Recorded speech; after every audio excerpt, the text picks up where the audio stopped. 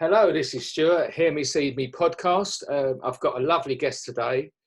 She's one of our volunteers and team leaders for Peterborough. Today I'm talking to Sharron Walker. How are you, my darling? I'm good. How are you? I'm good. I'm good. I'm going to tell people about you because you're one of them people that made a nuisance of yourself. I did. I'm quite annoying. You're one of them annoying people, but but it's the only way, because when we were, in full flight, like pre-COVID, we had so much going on and so many places opening and so many people wanting to join in that sometimes you had to keep on at us. Belinda does her best. My sister does do her best, but she was a bit flooded at that point. But you kept on, didn't you?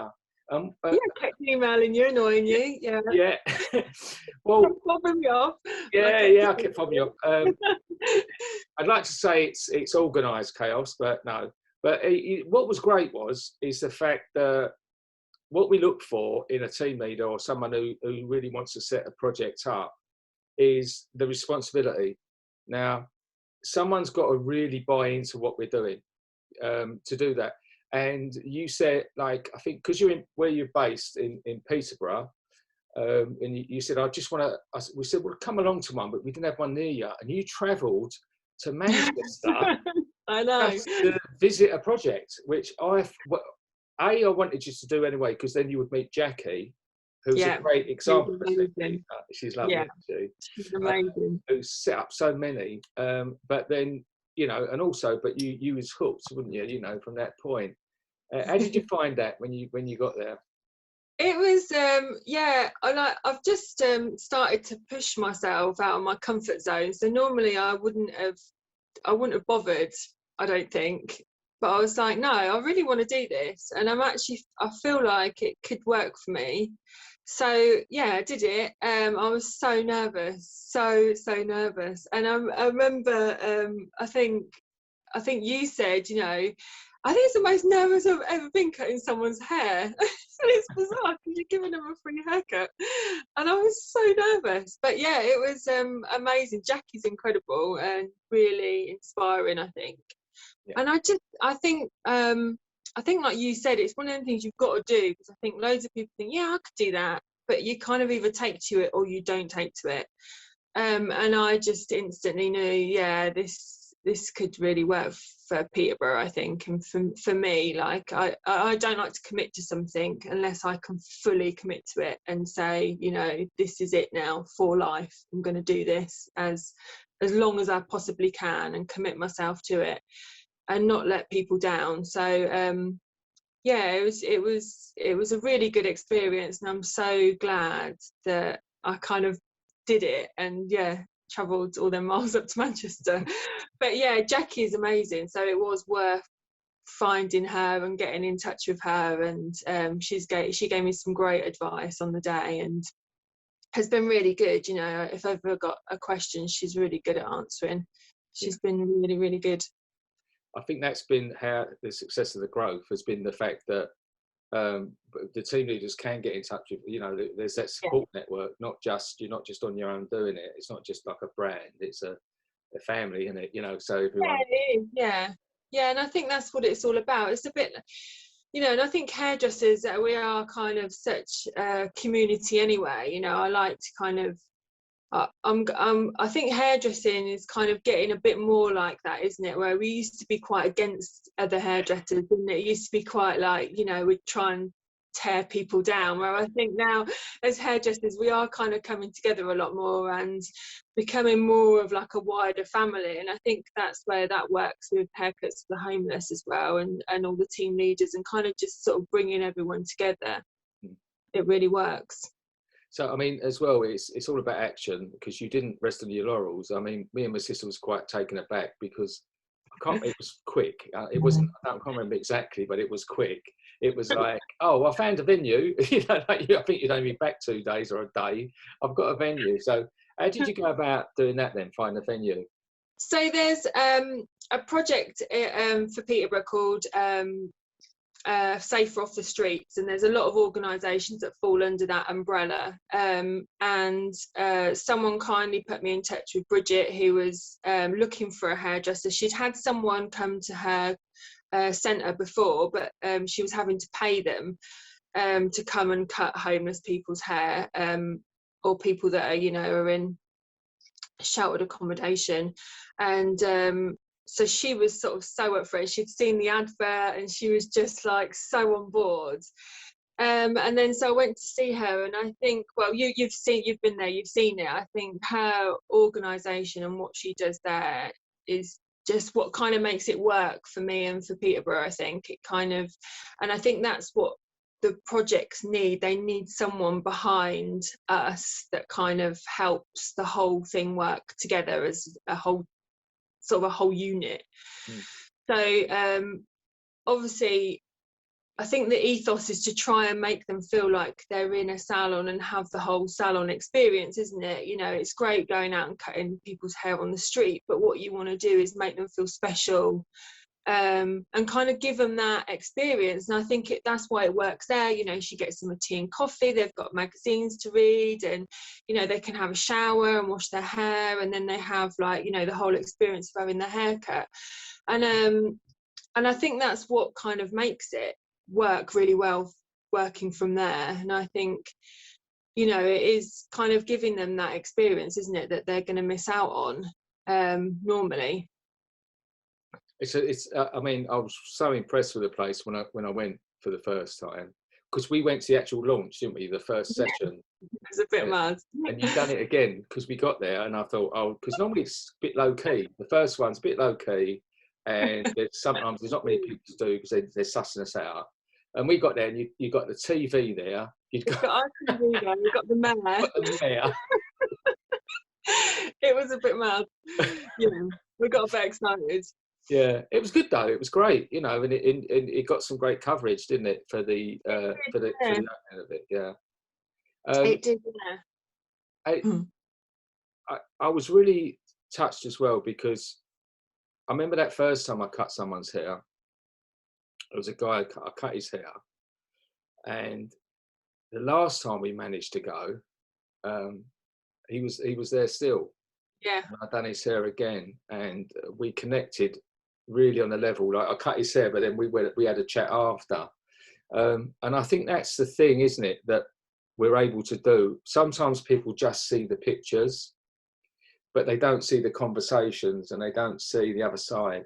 Yeah, and it's like, I think you sort of made a quote and said it made you fall in love with hairdressing again, and that kind of, and that I think is what did it for me. You know, it's really weird, isn't it? Because we obviously, as hairdressers, we get paid to listen to people's problems, and you know, and you know, I'm not belittling everyone's problems. Everyone's problems are their problems, aren't they? Yeah. But you kind of, these problems that these people have are like, they blow your minds, don't they? You know, and things that they say, and I just think when you can kind of, I don't know, connect with that person and listen to them. I was laughing when you was talking about that guy whose hair you were cutting, and he was going, yeah, I'm gonna, you know, I haven't found somewhere to an A&E place that I really like, and he was spilling it off what he normally spills off to everyone, you know, blaming everything else. You know, oh, yeah, I'm gonna, and then he just looked at you, and he just knew that he couldn't fob you off, and was just like, no, you know what, I just don't go because I just don't want to go.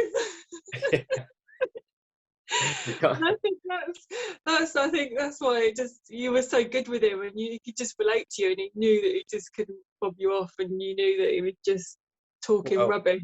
Yeah, you can't bullshit a bullshitter, and us alcoholics, we really good at bullshitting. And yeah, using the poor me thing, you know, like so much, and then. But I think that's the thing. It's being able to connect with someone for whatever reason. You know, like there's you know, I connect with that type of person generally. My sister connects with different type of people. She mothers everyone. You know, amazing. And, you know, and you do the same in your way. And it's like it's just. I think it's trust, isn't it? It's about building trust. It is, and it's about like the last session that we did, we had a lady come in, and she's been in quite a lot with her boyfriend or partner, and she doesn't speak very good English, and he's had his hair cut, and she's kind of observed like the last couple of times. And then she kind of come up and said she wanted her hair cut in, and I said, yeah, that's fine. So she kind of, obviously, like you say, it's like a trust thing of obviously kind of, she'd obviously been watching and wanting her hair done, but kind of just needed that little bit of sort of like confidence. And I think it's just seeing the same face, isn't it, all the time? And then she took her hair out, bless her, and her hair was just so dreadlocked and matted, and she was so ashamed. And it was it was the fact that she was so ashamed really got to me, and it really upset me. And I just said, I think we're going to have to cut your hair really short. And she didn't want it cut short, and she got really upset, and I got upset. I said, look, I'm going to try and save as much of your hair as we can. We kind of persisted with it and combed it, and we got it into like a bob, which was amazing because it was dreaded from the root. So we did so well, and she was so happy. And I just think it's just things like that it just makes you, I don't know, it just gives you such a good feeling that you've done, you know. She'd have just carried on and probably ended up shaving her hair off. And I don't know, she just really touched me, and that's what kind of, when people just judge people and look at her, like people would see her on the street and think she's disgusting and her hair's awful, and you know, and would judge her. But she was so ashamed and didn't, you know, she didn't want to look like that. She just said she'd been living in a tent and just obviously couldn't wash her hair, had no facilities. I don't even think she had a hairbrush. I ended up giving her a hairbrush. She didn't even have a hairbrush. Yeah. So it's just things like that, you know, you kind of just think, I bet loads of people have looked at her and judged her, and she was so ashamed of how she looked and didn't want to look like that, but just obviously had no facility to kind of sort her hair out. And that's the practical things that people don't realise as well, isn't it? You know, the fact of how do you cope with longer hair when you're living in a tent and you've not even got a hairbrush, you know? No. How do you do that? You know, how and you know, and it's a bit like Christmas, isn't it? You know, we're so lucky we get so many lovely donations. But, you know, they can only carry so much stuff as well. And people have donated like these massive big bottles of like shower gel, and you're like, no, you give it to them, and they're like, look at you and say, what am I going to do with that? So you have to decant it all into smaller bottles, because you know some of them have got a carrier bag, and you're like, that's all they can carry. I think sometimes that's why it's good to sort of be the third person, because I often, if I get big stuff, I'll pass it over to the mission or places that they're then able to use it where they are. Yeah. You know, and it's like someone once said, oh, someone gave me a can of soup, but how can I ain't got a can opener, I ain't got no way of warming it up. And it's like, it's not being ungrateful, it's just realistic. You know? Of being actually homeless. I think you don't think about these things, do you, until you kind of you really think about it, and you're like, I guess, how useful is that going to be to someone that's living in a tent? A Fray Bentos pie and a tin or something, you know.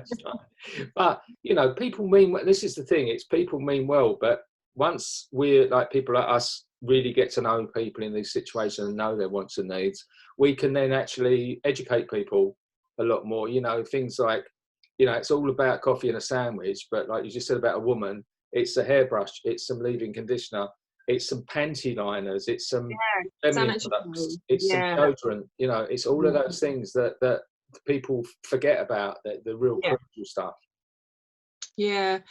It's tough, especially at the minute. I think in Peterborough we're quite lucky, because I think a lot of them have been housed in hotels and stuff like that. So, you know, but that leads to another problem, isn't it? Because you kind of people are kind of like, oh, that must be lovely for them, and I'm like, yeah, but at some point they're going to get kicked back out on the streets, and then it's even worse, isn't it? And a lot of them, haven't taken it up because either they've got a pet or I just think housing is a bit of an issue, isn't it, with some homeless people that have been homeless for a long time. And it's kind of about, I guess, rehabilitating them, but then some of them have kind of been out there so long, it's kind of hard, isn't it? It's I did read somewhere, I think it was Manchester, they do a lot of work in Manchester, and it was they basically said if it goes beyond 10 weeks of them being on the street, it's very difficult to get them off the street. Yeah. That sort of like timeline of being institutionalized or getting, and some people are out there for a reason and they just can't cope in an environment. So one person, it will be a hotel that we sometimes say, oh, a couple of nights in a hotel is nice, but to someone else, it's a prison cell, you know, so that's the feeling they get from it. But it's no easy answer, is there? It's such a blurred line answer, isn't it? I know, it's really tough. It's just like we get quite a lot that come in and I'm like, you know, what's your situation like? And they're like, oh, I've got a room now. And you're like, oh my God, this is amazing, you know, this is such a turning point. And they're like, yeah, and they're like all so positive. And then, you know, the next month you go back and you're like, how's things? And they're like, oh, I'm back on the street. And you're like, how? Like, what happened? And they're like, oh, I just didn't pay my rent. And you kind of like, it's the basics, isn't it, of budgeting. You know, some of them just can't budget. They've not been taught how to budget, so they get their money, and stupidly the council now, I think, with benefits, I think they allow you to pay your own rent, don't they, rather than deducting it before they get their benefits. So you know, they have no clue how to budget, so they'll blow all their money and then can't pay their rent. And it's not their fault. They've just never been educated to learn how to budget their money. And it's just simple things like that they kind of then house them and then think the problem's dealt with, or they've dealt with that one, they're off the street, leave them to it. It's just not as simple as that. You know, it's kind of an ongoing thing, isn't it? Well, I think as well that sometimes I found, you know, like Hetty in Milton Keynes was explaining to me that, you know, there's a finite time, so you know they'll get everyone in, but there's only a limited amount of time and money for that, and then when they start going out again, it can be a 24-hour notice. It can be less than that. It can be, right, today you're not going to be here tonight. So. And some of them as well, what they found when they went out the last time, she was explaining to me that they'd sort of lost a lot of their stuff. They was all geared up on the street, but once they got to the room and they couldn't keep all their stuff, and when they then all, like, without notice almost, was like, right, you're back out, they hadn't got their tent or their, you know, it was a big call for tents and sleeping bags and stuff like that. Yeah, it's I don't know. I kind of want to fix the problem. Good luck. It's so hard, isn't it? Yeah. You don't have an answer for it. It's just it's really difficult. I think, like you say, it's just such a blurred line. There's just no. Yeah, it's tough. I think you've been in it long enough now as well to have come across it as well, that people seem to think because you do what you do that you've got the answers. Yeah. But you know, like I always say, we just cut hair and love people. I haven't really got all of those wider picture answers. You know, I'd love to have them, but you can just do the best you can do. Well, yeah, and I think, you know, kind of what we're doing is kind of on our level, isn't it? You know, we're hairdressers at the end of the day. We're not politicians or, you know, decision makers. So, you know, we're doing what we can do to put a smile on someone's face. And, you know, if that lasts half an hour, then it lasts half an hour, but it kind of, you know, at least you've made someone feel good for X amount of time. I think that the important thing as well is, you explained it earlier with the young lady with the tangled hair, it doesn't only affect her, and that would have been a lot longer than half an hour. It also affects you, you know, the feeling that you've connected with someone and you've really helped them. Because it helps us a lot. You must find it. I know, you kind of don't want to be selfish, because I feel like it kind of takes away the charitable side of me, but I'm like, I actually think I get more out of it than what they get out of it, which sounds really wrong, doesn't it? But I love it so much. It's so weird. I kind of it sets me up for the week, you know. It does. It sounds really selfish. I obviously do it for other people as well, but it does kind of really impact on my life. It's kind of made me look at things so differently. It's made me really appreciate it. You'll have it where you kind of trace it back, and a lot of it comes from, you know, their upbringing or their parents. And you kind of, I remember the first couple of times I had people sort of say, you know, you kind of go, oh, have you got a new family? And they'll kind of go, no, or I've got a mum, but she kicked me out and I don't see her, or she's an alcoholic, or, you know, or the parents have died because they were taking drugs, you know. And you kind of like, God, or they'll just say, you know, my mum doesn't speak to me because she's got with a new guy and he doesn't like me, which is quite a common one. Or likes me too much. Yeah. You know. Yeah. And it kind of makes you really appreciate how lucky you are to have like family and friends to like fall back on. And that kind of really brought it home to me, I think, because I left home when I was 18 and tripped off to Nottingham and got a fancy swanky job in a really nice hairdressers and lived like, you know, great life for a year, and then decided that I wanted to come back home. Obviously I had nothing, I had no money, I didn't save anything, I was young, so obviously just went back to my mum and dad's house. And you kind of like, God, what would I have done if I didn't have my mum and dad, you know, and things went wrong and I had to come back home? Like, I'd have probably gone and stayed at some friends, but then how long does that last for when you're like 18, 19, you know? That kind of really brought it home to me how lucky you are that you've got, you know, parents that just have this everlasting love for you, and just regardless of what your situation is, you know, they just take you back. Or, you know, you've got sisters or brothers that would just, you know, do that. And that was kind of, for me, really brought it home. Yeah, how lucky I am, you know. It does. It fills you full of gratitude. So it's not. It is a bit selfish. It's just it's about motivations, you know, and it's what motivates us to keep going and to keep going back. When we have a not so enjoyable session, that the next time you go back, you know, or if you're not feeling great but you go anyway, but you come out a bit like the gym, you don't want to go, but you feel great when you come out, you know. I wouldn't know that by looking at me. I don't know that. My kids will tell you, but I don't. But you know, it is that thing of you know, okay, there's no such thing as a selfless act, but you still keep going, and you still, you know, and you still could be just watching TV on your day off. You know, you could be going shopping. So you know, you do get it with a lot of volunteers that come and help. You know, you can tell when they turn up that they're a bit like, oh, I really wanted to say no today, but I can't force myself because you've made me feel bad, so I've turned up. And you can tell at the end, they always say, I'm so glad I came. You know, I'm so glad I actually came today. And I'm like, see, we're like PTs, aren't we, really? We just keep people going. I think that's the difference between why it's crucial with team leaders, that they've got, you know, that real push that you had, because sort of volunteers can dip in and out. Yeah. But I get that. I have to really commit. Yeah, and I get that. I see, you know, I see why, you know, people could probably choose better things to do, and I think that's why it's nice to have a big pool of volunteers, isn't it? So you kind of go, right, you know, I'm committed every month, but not everyone else has to be, you know. Even if you just did once a year, you know, just come and do your bit and help out. So it's but yeah, I'm there regardless. Yeah, me too. On my own. Jackie makes me laugh. You have to volunteer 3 times before she let you have a t-shirt.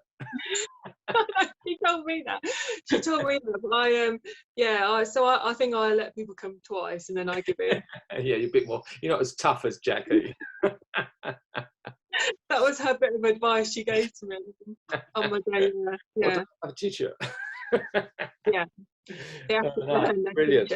You know, I just find, so you've got, you've got children. You've got two Yeah, children I've as got two well. boys. Yeah, Yeah, they're teenagers. homeschooling.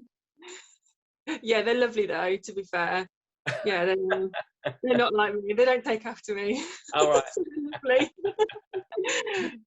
And you got the joys of homeschooling then. Yeah, luckily, mine are older, so they're self-motivated, All right. Yeah, yeah. sort That's of. handy. Yeah. Yeah, otherwise it'll be my husband's job, I think. Schooling's Yeah. not although I do teach now, it's not that kind of schooling's not for me, I don't think.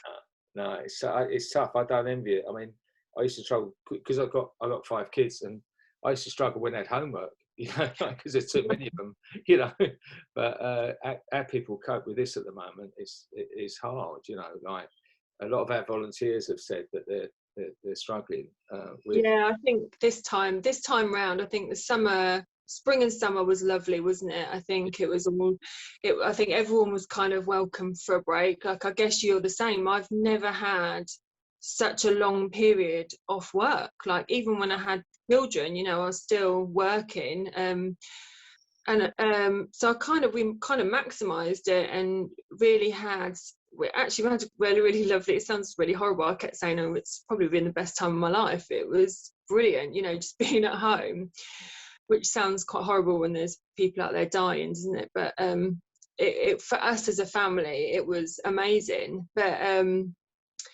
yeah, I think November, the break we had a month off in November for our Peterborough area.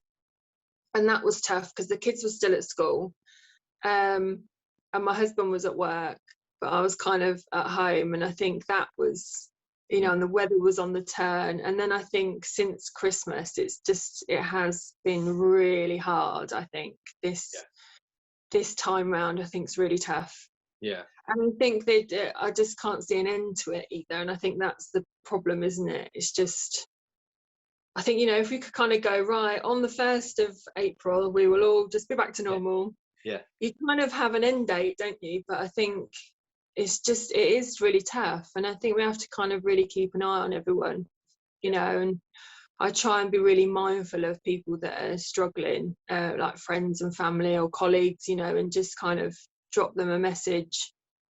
I annoy them, as you can imagine. Yeah, I can imagine. A little positive, little word of advice. So yeah, they're probably like, oh God, go away. Here she goes. But, yeah, she's back again. But yeah, so I just think that does help, doesn't it? Just staying in touch with people and I think just showing how rubbish it can be, I think yeah. You realise you're not on your own then, and I think as a sort of as a charity, we're all in the same boat, and it's hurting. Not, we've just explained what we get from it, and but we're not getting that at the moment, and I'm sort of struggling to keep. I just need to be needed, or I need to feel useful, and I'm lucky I've got the podcast so I can keep doing. Linda and I can keep on top of, catch up with all the admin that we've neglected, and keep in touch with people as well. But also I'm really trying to keep in touch with all the projects we visit, like you with yours, and because a lot of them are carrying on. They just can't have us there at the moment. I know, it's really tough, isn't it? I think in our industry as well, it's kind of, I just think it's really hard because we're such people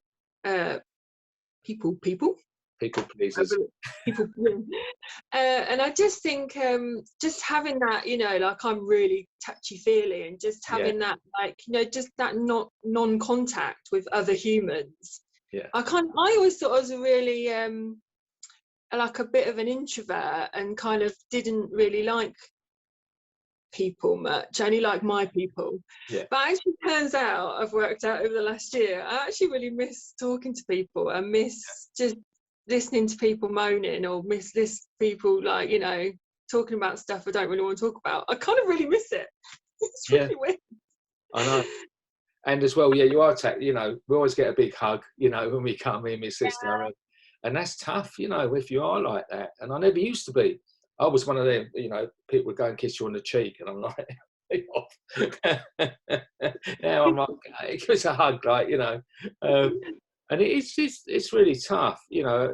We've got a house full of adults as well, which is you know, the challenge, because you know, our kids are not kids now, and they're adults, and years past they used to go off, but they can't do that now, can they? They can't find their own places, and so weird. We were saying, me and my husband were saying last night, we said it's because the kids are like sort of in their bedrooms all day, like online, you know, doing their thing.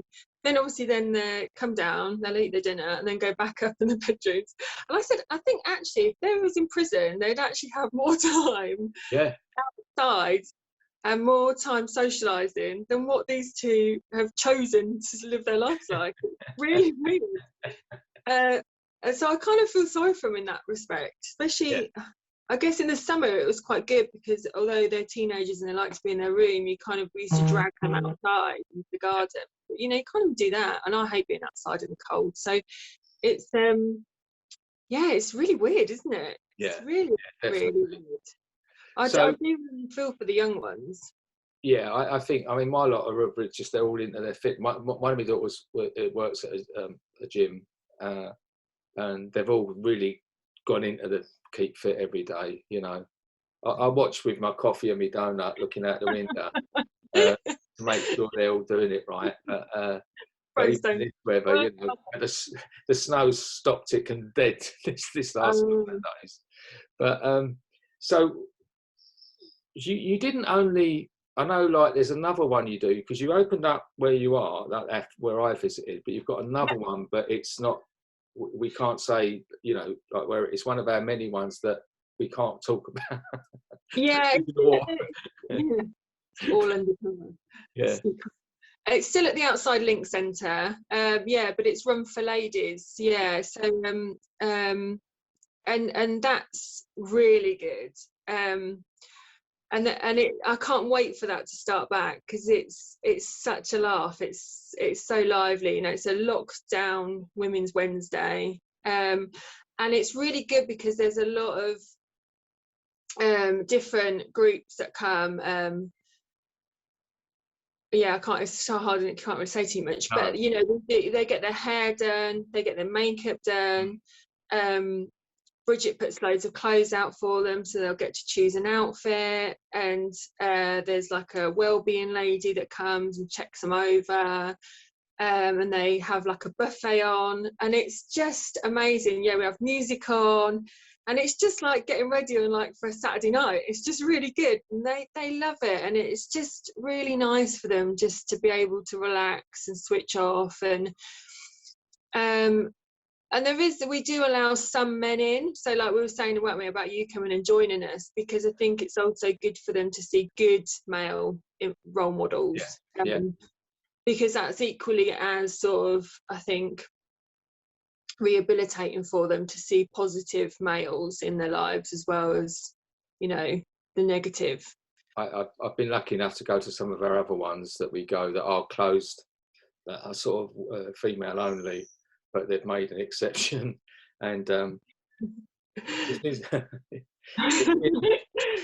it's been so moving though, you know. The vulnerability of women, and you know, I did a thing last year with a podcast and recently I've revisited as well Jodie, whose stories are just breathtaking. Her bravery is breathtaking, because the problem we've got, and you would have seen this, is that this is so prevalent now. Women, you know, and the people needing women's aid and women's refuge, and which escalates in this. We've just explained our environment with our families, but if you put that into someone who's in this environment. Yeah, it's the first thing that I thought of when we went into lockdown, the very first time. You know, and it played on my mind for ages, and I had to kind of have a word with myself and sort myself out, because that's all I could think about. Every morning I woke up, I just kept thinking someone's life is hell, you know, because they are trapped now in in their own home, which is worse than a prison, you know. Yeah.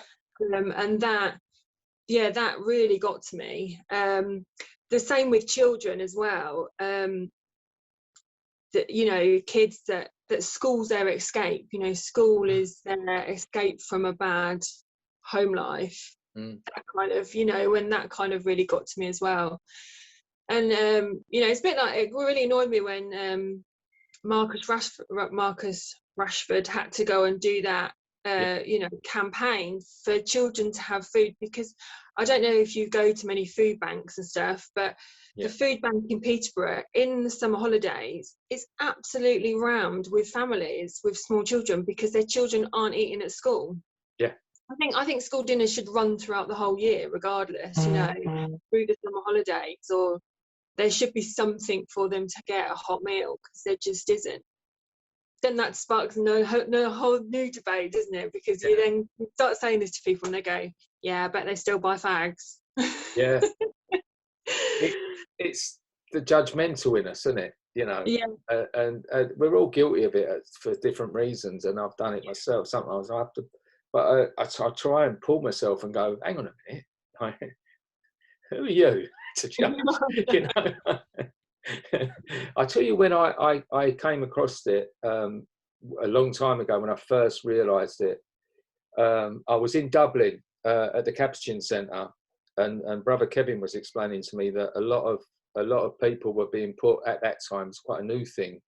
It's well known now, but a new thing was they were putting them in hotels. Oh, okay. Yeah, and I was like, oh, that's not too bad. And then he explained to me that they were allowed to stay a room in a hotel. Now, it's just one room. They weren't allowed to use the facilities. They weren't allowed to get the food. They weren't allowed to.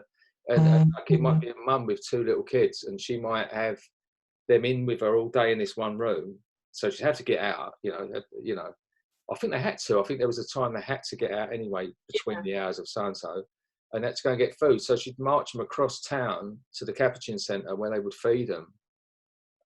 But she, you know, he said that they'd say that they could get the smells, you know, hotel, you get the smells of the food and everything. Oh, it's like torture.